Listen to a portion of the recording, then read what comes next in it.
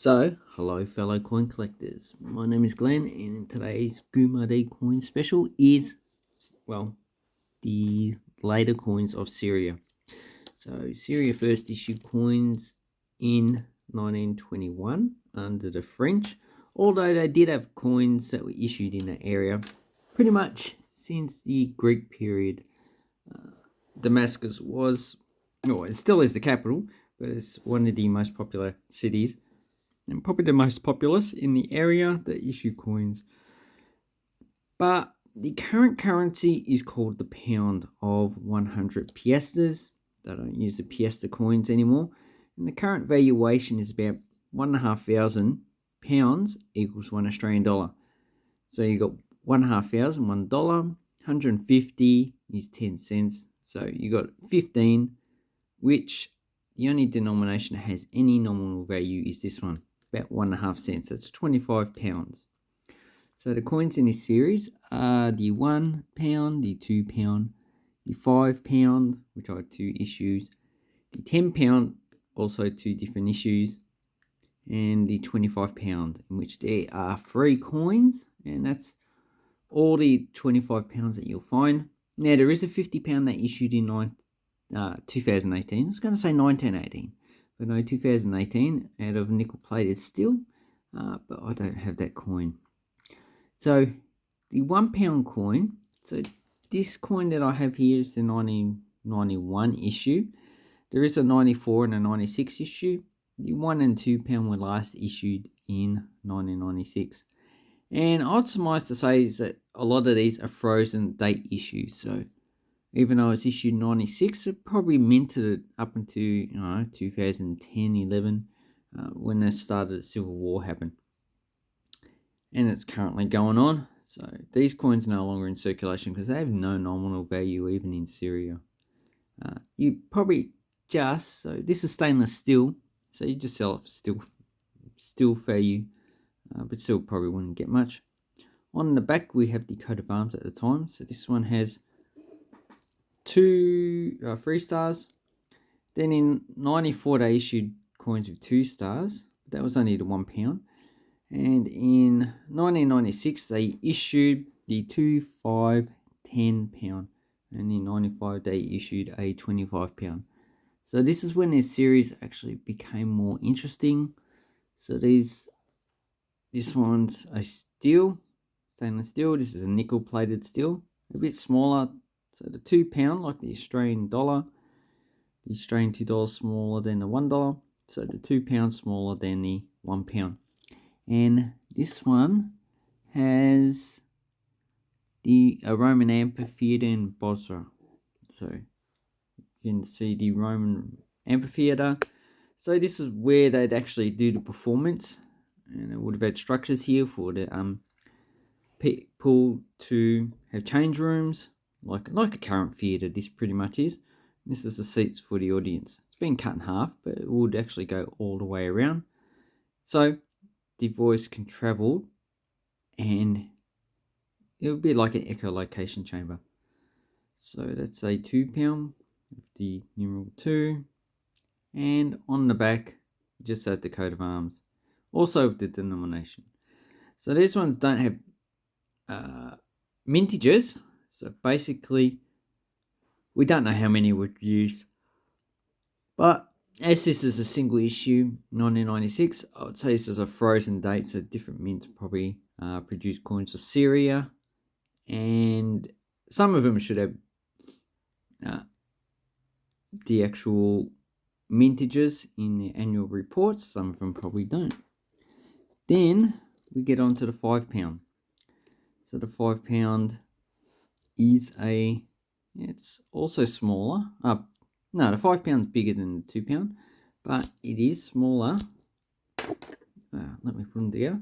It is smaller than the £1. So we have the 1, 5, and 2. So this makes it a bit confusing if you're going to use the currency at the time, because the denominations, they look pretty similar. So if you're illiterate, you could get into trouble with when you're actually paying for stuff. So this one has the Citadel at Aleppo, And this is a copper nickel issue, so nickel plated steel. You can pretty much tell it's nickel. And this one has updated security features, so turn it around. It has Central Bank of Syria, and the other side is the denomination. So at the time, I think the valuation is about £25 because $1. This had pretty much worth about 25 cents. But you can look that up, I could be wrong. I'm wrong quite a lot of times in these videos. This is just an introduction. If you'd like to specialize in these type of coins, then you probably need to just choose a few countries and just specialize them and not focus on all countries, because then you won't become a specialist. You will be just a generalist like me. Okay, so 96, and this one's 2003, and 2003 just says Central Bank of Syria on the side. Read it. So that's the £5. Then we have the £10, and this one also has archaeological features, this time also from the Roman period. So this is the ruins at Palmyra, and it was quite a popular city during the Roman period. So we have the copper nickel, £10, and then we have the nickel brass, £10 as well. So this one's 7 grams, this one's 9.5, so they increase the weight, they increase the size, and also put lettering, so milled lettering on the coin as well. So, and this one also has a security feature in the archway. So we have a Central Bank of Syria, turn it this way, should have 10 on it as well. So that's a security feature to stop people from counterfeiting. Obviously this one might have been counterfeited quite a lot. You can, with technology these days, you can probably 3D print these. And here we have the obverse at the front of the coin. This is just a line feature of an eagle. They could probably make this a lot better. So, but anyway, that's just the way things are. So then the last coin we have is the £25. And this one's similar in size to the £1 coin that we have underneath, although it's just quite a bit thicker, and it's also bimetal. So the first one issued in 95 is this one to celebrate the corrective movement. Okay, 25th anniversary. And yeah, don't know what the corrective movement is, but I'm pretty sure I can look it up. It has President Assad at the time. And on this side just has the coat of arms with the 1970 to 1995. So that's the actual date. And then the next year, 96, they issued a £25. And this one just has this, I think it's the central bank building. It has a waterfall in the front, or fountain should I say. And this is the general coin they issued for circulation. So it's 96. And in 2003, once again they issued a coin with updated security features. So this one, Central Bank Syria. And this side we have £25. So it did the denomination. And the metals, well, in this one, this is a copper nickel center with a nickel brass ring. This one is a stainless steel center with an aluminium bronze ring. So you can see the copper nickel does become dull. The nickel does not. Or the steel as well. So that's the difference between the two metals, because copper does tone quite quickly. So we have the 2003 and the 1996. So these ones are probably worth about $4 or $5. That's how much they generally sell for. And you can see they changed the 25 from Arabic numerals to Latin numerals or Western numerals. Some people say this is Arabic, but you know, it's never really been an Arabic thing until the 20th century. And we have the Syrian Arab Republic, 25 Syrian pounds.